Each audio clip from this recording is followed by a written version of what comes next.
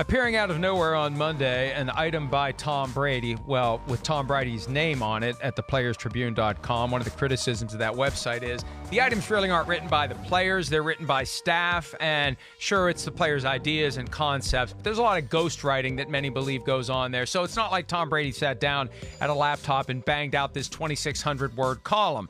Now, I sat down and read the thing, Chris, and there really wasn't anything in there that made me say, wow, that's insightful. Wow, that's something I didn't know. The biggest revelation was when he was drafted by the Patriots in 2000, he didn't even know where New England was. He wondered whether or not it was even an actual place. Like, where do you find New England on a map? So that part of it was kind of funny, but, right.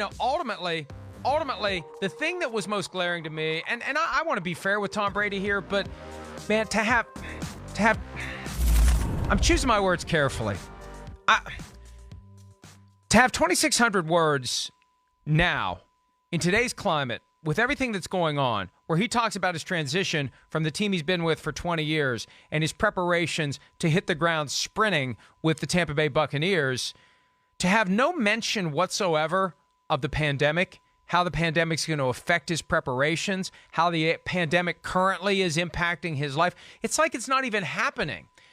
And I don't know whether he's just like mentally ignoring it, or he's so caught up in his own life it's not even a factor, or if he thinks that he's lived this charmed life that would never be touched by the coronavirus in any way, shape, or form.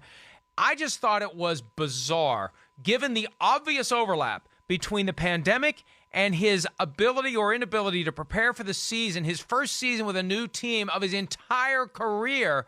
How does that not come up in a 2,600-word column?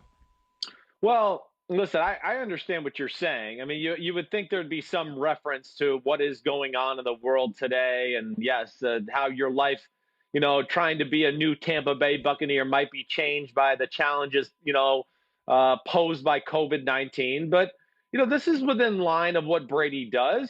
He just keeps it professional and stays on topic to football. One thing, if I was going to complain a little bit about Tom Brady off the field, I wish he would take a stance on certain issues and things and be a little bit more vocal. But he has never been that way. Even with the CBA contracts, this one and the last one. I mean, he was by far the most popular person in football for this one and last one. And nothing is said there to, make a statement to get, the players behind him and show a little leadership that way. I just think he's very cognizant, almost like of a Michael Jordan, where, they just never want to make any statement that they feel like will ruffle any group or entity's feathers at all. And I think that's, part of the corporation of TB12. But we do have to be fair here. The antitrust lawsuit that was filed by the players against the league after the lockout in 2011 was called Brady versus the NFL. He was one of the named plaintiffs, and so he was involved. He was the first name listed. But still, Chris, I'm just saying, we can't say that he's stayed out of these issues completely. But Mike, nobody even knows that until you just said that. Nobody knows that, and I didn't even know it until you reminded me in commercial break. So. What would have been more effective is he got in front of a microphone and put his face to it and then said some things like that. But yes, they used him as a name on that to do that. You're right. And I'll give him credit for that. You're right. I'm not trying to be a total jerk here. I'm just trying to point out that he's been reluctant to put his face and name and out there that way with anything controversial. And I think that's probably why he's trying to stay away from this right now, even though I don't know what would be controversial about COVID-19 right now, other than we have some people that are just reluctant to accept the reality that we're in. Well, I look at it this way.